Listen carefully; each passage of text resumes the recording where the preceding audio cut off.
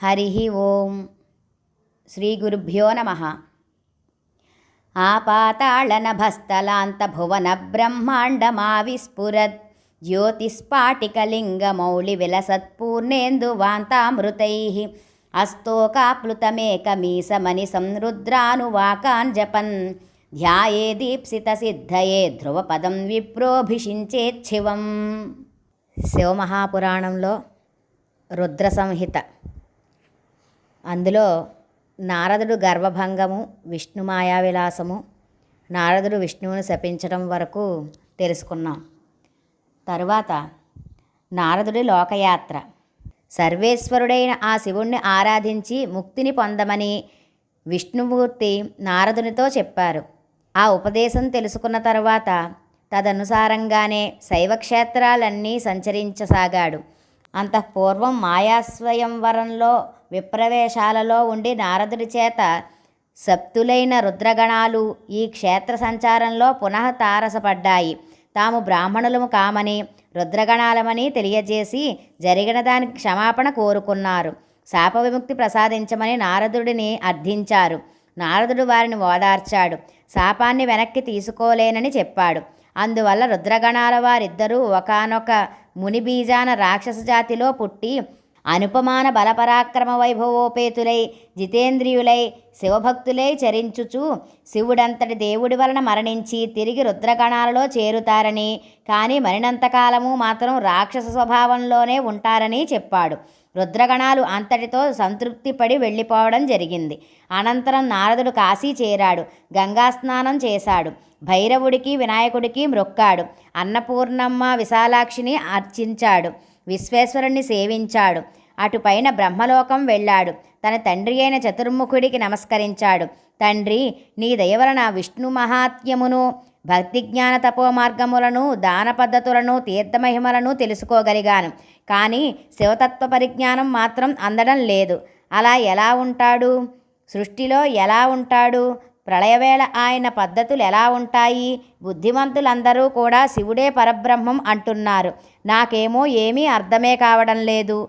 తండ్రే గురువంటారు. నాకు తండ్రివి నువ్వే. దయచేసి గురుత్వం వహించి నాకు శైవజ్ఞానాన్ని అనుగ్రహించు అని వేడుకొన్నాడు.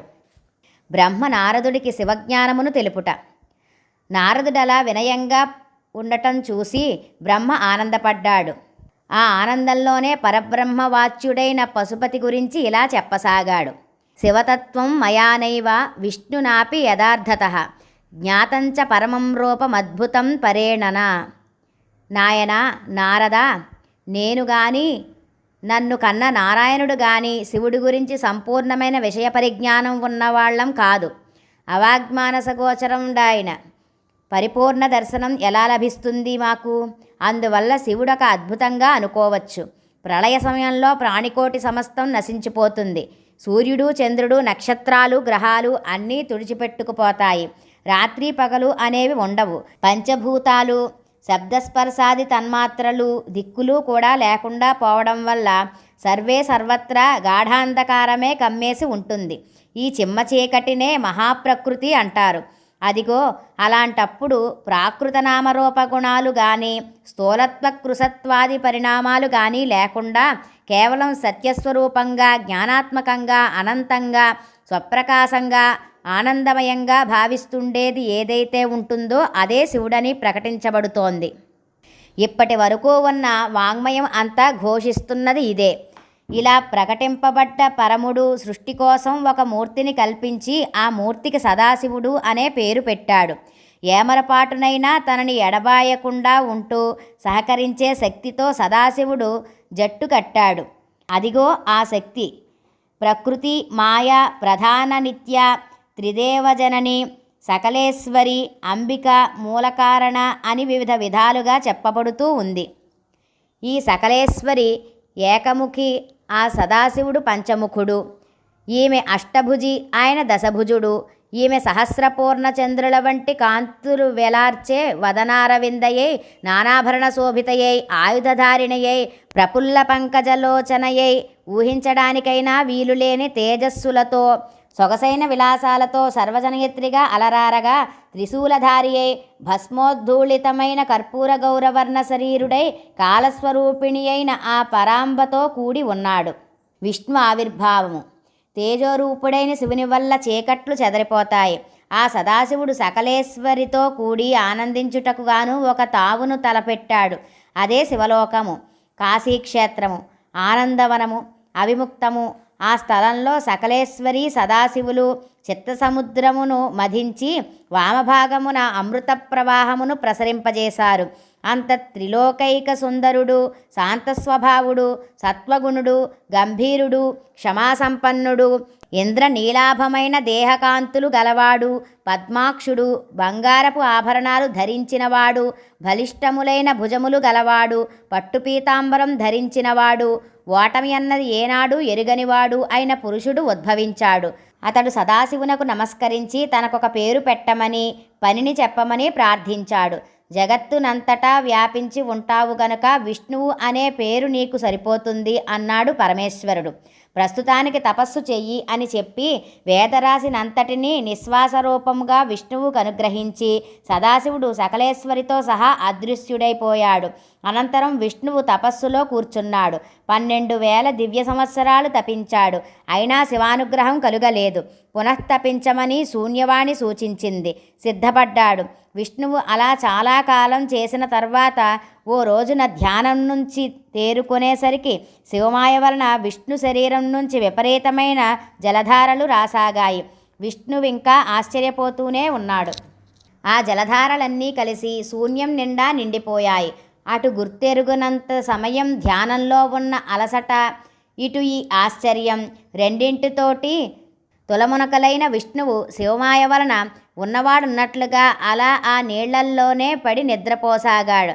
అలా ఎన్నాళ్ళు పడి ఉన్నాడో తెలియదు గాని అలా ధారలే అయనముగా పడి ఉన్న కారణంగా విష్ణువు నారాయణుడు అనే పేరు తెచ్చుకున్నాడు. నర అంటే రుద్రుడు. ఆయన మాయాప్రభావం వల్ల ఉద్భవించినది గనుక నీరు నారము అనబడింది. తిరిగి విష్ణువుకు తెలివి వచ్చే లోపలనే ప్రకృతి నుంచి సత్వరజస్తమో గుణాలు, అహంకారం, తన్మాత్రలు, పంచభూతాలు, జ్ఞానకర్మేంద్రియాలు అనబడే 24 తత్వాలు ఆవిర్భవించాయి. అప్పటికి ఉన్నది ఆ పురుషుడొక్కడే. ఆ పురుషుడొక్కడే చైతన్యుడు. తక్కిన తత్పురుషేతరమంతా జలాలని తెలుసుకో. బ్రహ్మ విష్ణువుల సంవాదం శివసాక్షాత్కారము. అలా అంతూ పొంతూ లేకుండా అతి నిద్రపోతున్న నారాయణుని నాభి నుండి పద్మం సంభవించింది. అది మొదలు నారాయణునికి పద్మనాభుడు అనే పేరు సంక్రమించింది. ఇలా ఉండగా ఆ తామర పువ్వు యొక్క కాడ విపరీతంగా ఎదిగిపోసాగింది. దానికి తగ్గట్టే ఆ పువ్వు కూడా మహావైశాల్యంతో వికసిస్తూనే ఉంది. అంతలోనే పరమేశ్వరుడు తన దక్షిణ భాగం నుండి బ్రహ్మను సృష్టించి ఈ విష్ణు నాభికమలంలోకి వదిలాడు. ఆ బ్రహ్మకు 4 ముఖాలు ఉండటం వల్ల చతుర్ముఖుడని, అతని కడుపులో బంగారం ఉండటం వల్ల హిరణ్యగర్భుడని పిలువబడుతూ ఉంటాడు. అంతూదరి లేకుండా పైపైకి ఎదిగిపోతున్న అంతటి చతుర్ముఖుడికి ఎవరూ ఏమీ తెలియకుండా పోయింది. అసలు తన జన్మదాత ఎవరో కూడా అతనికి బోధింపబడింది కాదు. శివమాయే అటువంటిది. ఇదంతా శివమాయా ప్రభావమేనని మర్చిపోకూడదు. అసలు నేనెవర్ని, ఎలా వచ్చాను అనే శంకాకులిత మానసుడై నళినగర్భుడు ముందుగా పద్మమూలాన్ని గ్రహించదలచి తామరతూడులోనికి దిగి 100 సంవత్సరాలు ప్రయాణించాడు. అయినా ఆ కాడ యొక్క మూలం లభించలేదు. విసుగు చెంది మళ్ళా పువ్వులపైకి వెళ్ళిపోదామని 100 ఏళ్లపాటు తిరుగు ప్రయాణం చేశాడు. కానీ అప్పటికే కాడ బాగా ఎదిగిపోవటం వల్ల పైనున్న పువ్వు జాడ తెలియలేదు. అటూ ఇటూ తిరుగుతూ ఇంకో 100 ఏళ్లపాటు ఆ కాడలోనే ఉండిపోయాడు అబ్జభవుడు. అతని చింత పెరిగిపోసాగింది. అప్పుడతనికి తపించు అనే దివ్యవాణి తోచింది. తపస్సుకు ఉపక్రమించాడు. తపించగా ఆ తపోబలం వల్ల నారాయణుడి ముందుకు చేరాడు బ్రహ్మ. 4 చేతులు, నల్లటి శరీరము, మిలమిలా మెరిసిపోతున్న పట్టుపంచే, ఆయనను అంటిపెట్టుకొనటం వల్ల అందగిస్తున్న ఆభరణాలు, ఆయుధాలు, నిద్దట్లో ఉన్నా సరే ముద్దొస్తున్న కనురెప్పలు, ఆ రూపాన్ని చూసి లిప్తపాటు తన్మయుడైపోయాడు తామరచూళి. కానీ అంతలోనే శివమాయ అతన్ని కప్పేసింది. అహం పురివిప్పింది. దాంతో మరింత చేరువకు వెళ్ళి నిద్రపోతున్న నీలాంగుణ్ణి చేత్తో తట్టి లేపి, ఎవరు నువ్వు అని అడిగాడు. బదులుగా విష్ణుమూర్తి, నాయనా బ్రహ్మదేవా, స్వస్థుడివిగా నీకేం భయం లేదు, నీ కోరికలన్నీ తీరుస్తానుగా అన్నాడు లాలనగా. వినలేదు బ్రహ్మ.